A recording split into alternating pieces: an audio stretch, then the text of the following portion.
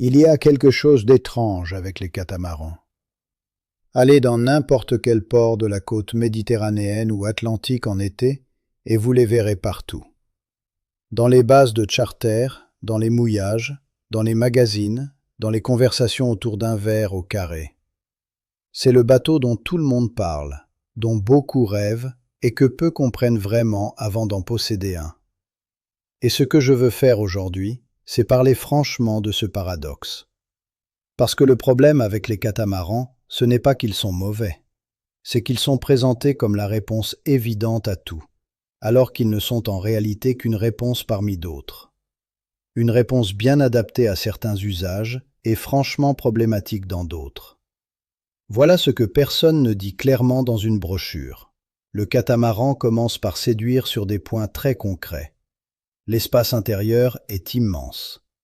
La stabilité au mouillage est réelle. Le pan est large, confortable, agréable à vivre. Il ne gîte pas. Pour quelqu'un qui n'a jamais beaucoup navigué ou qui a navigué sur des monocoques inconfortables, ces qualités semblent presque miraculeuses. Et commercialement, ça marche. Le marché mondial des catamarans de croisière dépasse aujourd'hui les 4,5 milliards d'euros, avec une progression continue attendue dans les prochaines années. Les flottes de charter s'en remplissent. Les ports de la Riviera, des Baléares, des Antilles françaises en sont saturés. Alors pourquoi est-ce que les marins expérimentés restent souvent sceptiques? Pourquoi cette méfiance persiste-t-elle malgré le succès commercial évident? Parce que dès qu'on sort du mouillage par beau temps et qu'on commence à réfléchir à la navigation sérieuse, à la possession réelle, à l'entretien, aux réparations, au comportement par mauvais temps, l'image change du tout au tout. Commençons par le problème technique le plus concret, le slamming sous le pont de liaison. C'est quelque chose que les non-marins n'ont généralement jamais entendu mentionner et que les marins qui l'ont vécu n'oublient pas.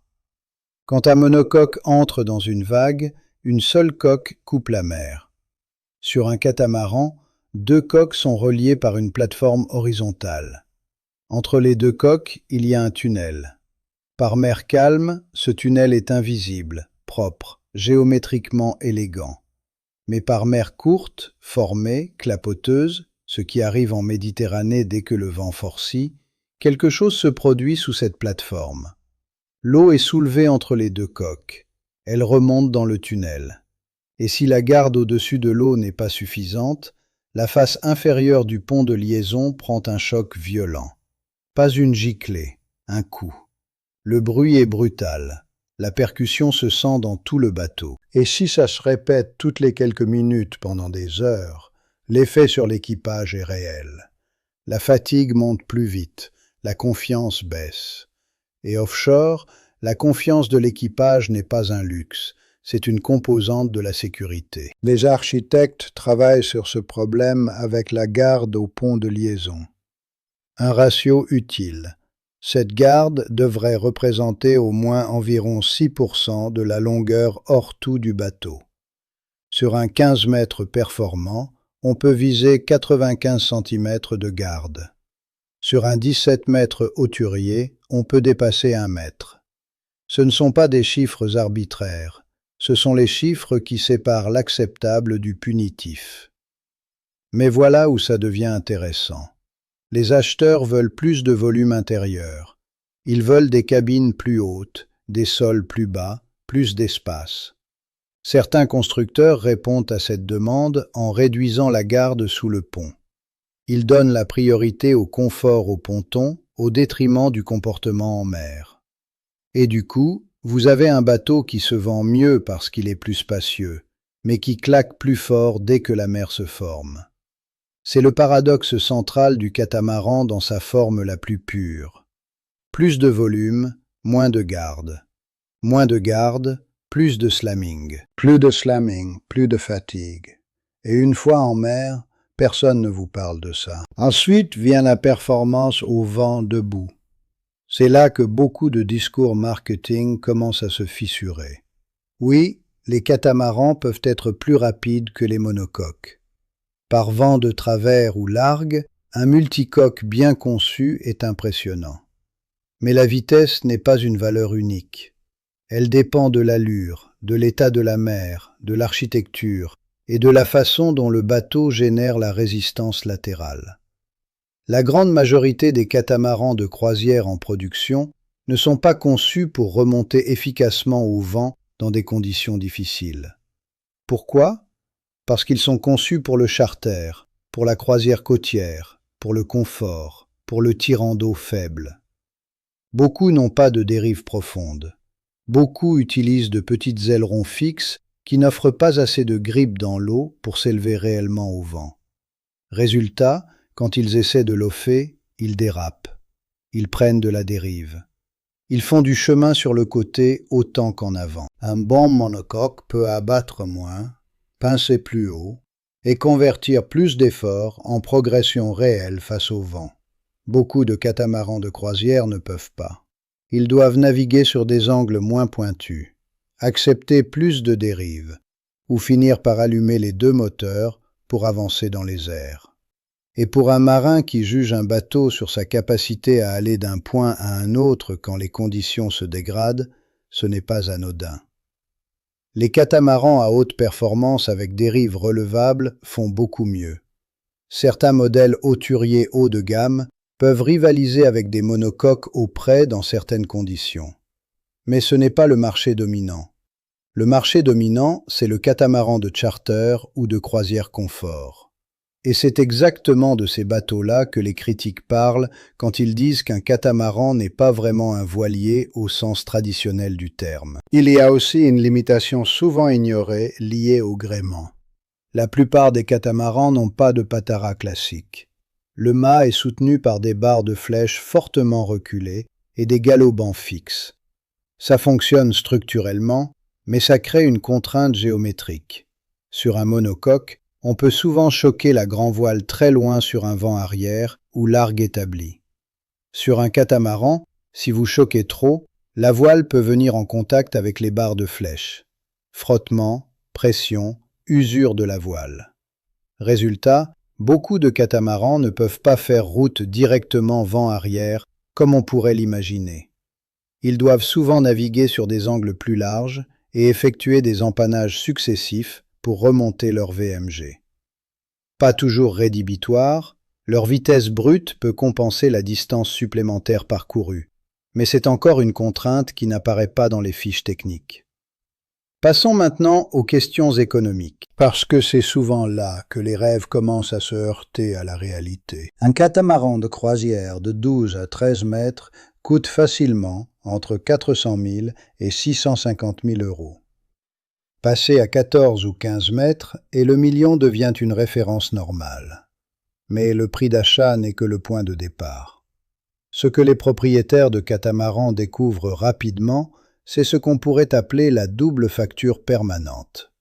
2 moteurs, 2 lignes d'arbres ou 2 embiélages, 2 safrans, 2 coques à antifoulée, plus de tuyauterie, plus de systèmes, plus de structures, plus de surface de pont, plus de points d'entretien.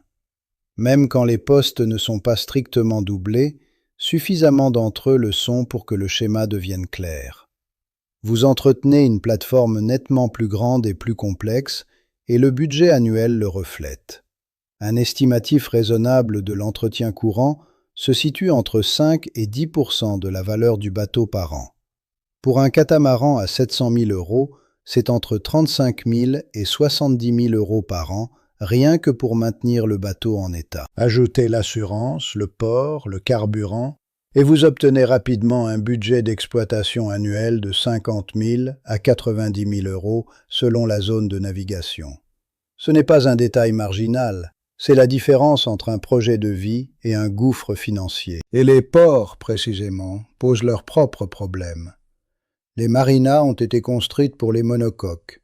La largeur d'un catamaran, qui est l'une de ses plus grandes qualités, devient une taxe dès qu'il s'agit de le placer.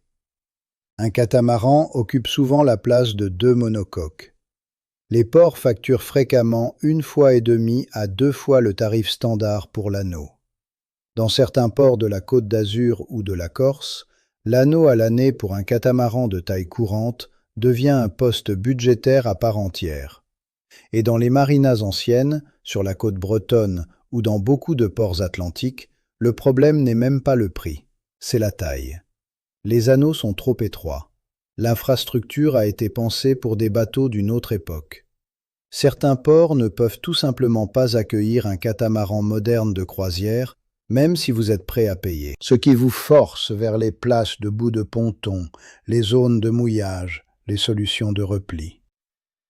Et le mouillage, c'est romantique dans l'imagination. Dans la pratique, ça signifie des allers-retours en annexe par tous les temps, l'avitaillement compliqué, la dépendance à la météo pour chaque sortie à terre.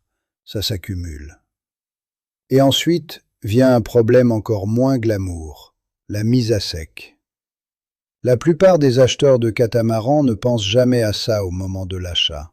C'est une erreur. Les élévateurs de chantier sont souvent conçus pour des largeurs de monocoque, en général moins de 6,5 mètres. Un catamaran de 12 mètres peut facilement atteindre 7 mètres de large. Un 15 mètres peut avoisiner 8 mètres. Une grande partie des chantiers en France, en Espagne, en Italie, ne peuvent physiquement pas sortir ces bateaux de l'eau. Pas par manque de volonté, par manque d'équipement. Quand vous cherchez un chantier capable de sortir votre catamaran, la question n'est plus « quel est le chantier le plus proche ?» C'est « dans quel rayon de plusieurs centaines de kilomètres existe-t-il un chantier équipé d'un travel lift suffisamment large et d'une aire de carénage adaptée au multicoque ?» Ces chantiers existent. Certains sont capables de traiter des largeurs jusqu'à 9 ou 10 mètres avec des élévateurs de 70 à 150 tonnes. Mais leur rareté crée un rapport de force. Ils facturent plus cher. La mise sur berre d'un multicoque peut coûter 25% de plus qu'une mise à sec standard. Et si un problème survient dans une zone isolée, la logistique peut devenir vraiment sérieuse. Sur la sécurité, le sujet est plus nuancé qu'il n'y paraît. Les catamarans sont souvent présentés comme plus sûrs. Et dans les conditions normales, leur stabilité est réelle. Pas de gîte important, plateforme fixe, déplacements plus faciles à bord, moins de risques de chute pour l'équipage. Pour une famille avec des enfants, c'est un avantage concret. Mais il faut distinguer stabilité primaire et stabilité ultime. Un monocoque lest en quille possède un moment de redressement qui opère même après un retournement. Il peut être mis sur le côté et vouloir revenir droit. Un catamaran fonctionne différemment. Sa stabilité est maximale quand il est à plat. Elle chute au-delà d'un angle de gîte de 10 à 12 degrés. Et s'il se retourne, il n'y a pas de quille lourde pour le ramener. Il est stable à l'envers. Cela ne signifie pas que les catamarans modernes chavirent régulièrement. Le chavirage reste rare et généralement associé à des conditions extrêmes dépassant 70 à 100 nœuds de vent ou à des erreurs graves de conduite qui mettraient presque n'importe quel bateau en difficulté. Mais les marins hauturiers ne raisonnent pas seulement sur ce qui arrive la plupart du temps. Ils réfléchissent à ce qui arrive quand tout va très mal. Et là, le catamaran leur demande d'accepter quelque chose que beaucoup n'acceptent jamais complètement. S'il se retourne, il peut rester retourné. Les défenseurs du catamaran répondent avec raison que la flottabilité positive est un avantage réel. Un monocoque à quille lourde peut couler si la coque est percée sérieusement. Un catamaran, de par sa construction, ses compartiments étanches et ses matériaux légers, reste souvent à flot, même chaviré. Il devient alors un radeau géant. Et dans beaucoup de scénarios de sauvetage, rester avec une plateforme flottante est statistiquement plus sûr que de se retrouver à l'eau. L'argument est légitime, mais il ne convainc pas tout le monde, et il ne devrait peut-être pas le faire sans réflexion. Il y a aussi la question du comportement à la mer en route. Les catamarans sont souvent loués pour leur confort au mouillage, réel, indéniable. Mais en navigation par mer formée, la réalité est plus nuancée. Un monocoque roule de façon lente et rythmée. Certains le trouvent pénible. D'autres finissent par le trouver prévisible. Un catamaran, qui chevauche 2 systèmes de vagues avec 2 coques, peut produire un mouvement plus saccadé, plus irrégulier, parfois plus éprouvant sur des petites houles croisées. La caricature du catamaran, toujours plus confortable que le monocoque, ne tient pas à l'examen sérieux. Il est plus confortable sur certains points, moins sur d'autres.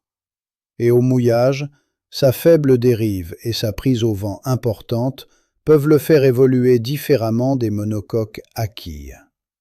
Par brise tournante, il peut décrire des arcs plus larges, se comporter de façon imprévisible par rapport aux bateaux voisins. Ce n'est pas dramatique, mais c'est une variable supplémentaire à gérer.